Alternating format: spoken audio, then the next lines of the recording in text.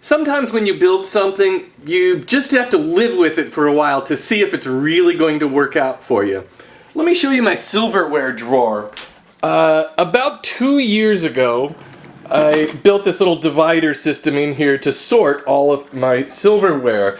And, well, now that I've had 2 years of using it in the real world, I found out that it's not really working out well for me. So let me show you what I like about this and what I don't like about it and why I want to make a new one. First of all, having a silverware organizer in your drawer is really handy to have, and building one is, any kind is going to be way better than those plastic ones that you get that really don't do much. The main problem with my organizer is that I didn't put a bottom on it. I just figured it could set in there and all the silverware would just be fine. Well, it moves around a lot and the silverware ends up working its way under it and gets caught.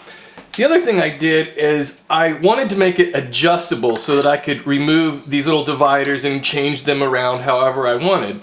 That, I think, is also a mistake.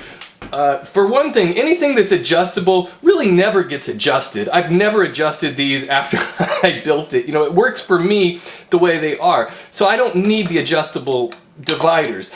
The problem with those is that the knives especially get caught up under there and then they just start working their way out. So I want to have these in a fixed position and I want to have a bottom to the drawer. My drawers aren't full extension drawers. They stop right there.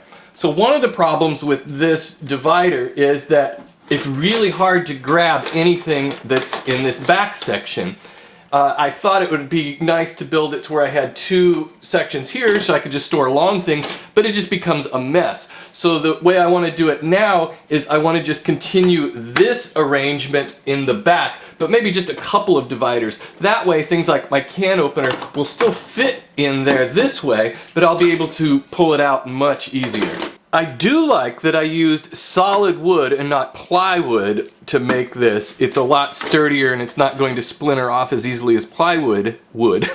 And I also like that I cut dados in here for the dividers just to make them a little sturdier. One of the things I want to do with the dividers is I want to cut this part out a little bit so that it's easier to reach in there, because these are 2.5 inches deep and sometimes it's kind of hard to reach down in there. I've brought my old divider out into the shop. On that I used these kind of lap joints here to hold it all together and give it strength. And I don't think I'm going to need to do that on my new one because it's going to have a base and that'll give it a lot of extra strength. So I'm just going to butt these together. Now all of the pieces are of course 2.5 inches high, and the structure, the framework of it, all of these pieces are 3/8 of an inch thick. For the dividers, I've got some cedar that I'm going to use, and I've milled all of those down to 1/4 inch thick. Those two dados are going to hold this center divider, which is also 3/8 of an inch thick. So now what I need to do is cut 1/4 inch dados along this side, and then back here to hold the individual dividers. I've got all of my 1/4 inch dados cut, and I've cut down my 1/4 inch boards, and I haven't glued anything up yet. I'm just dry fitting it just to make sure everything is going to fit correctly. And there it is. There's all the dividers put into those dados, and I decided to go with 3 in the back.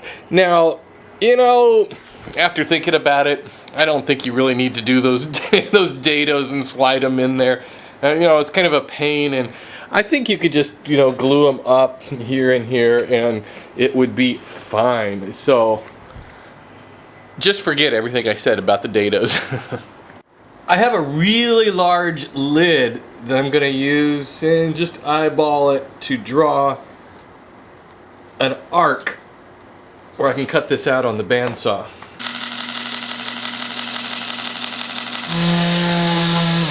One of these days, I'm gonna get me one of those spindle sanders. Wow, that would be so easy to just... Quick sidebar, guys, unrelated to anything. This is daylight saving time weekend where we have put our clocks forward an hour. And you know, we're just fooling ourselves into thinking that the time is any different. I would like to recommend a book. This is called Spring Forward, The Annual Madness of Daylight Saving Time. I picked up this book a number of years ago, and I always kind of like to pull it out this time of year and read it. But one thing I would like to propose along the line of daylight saving time is a temperature saving time. In the winter, what we would do is everybody would raise the thermometer up about 10 degrees. That way it would always be warm. Well, now I can finally start to glue it up, and I'll just start with the frame first.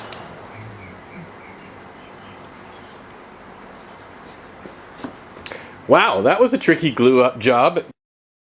I've got a sheet of 1/4-inch plywood that I'm going to use for the bottom, and well, I'm just going to trace out where to cut it.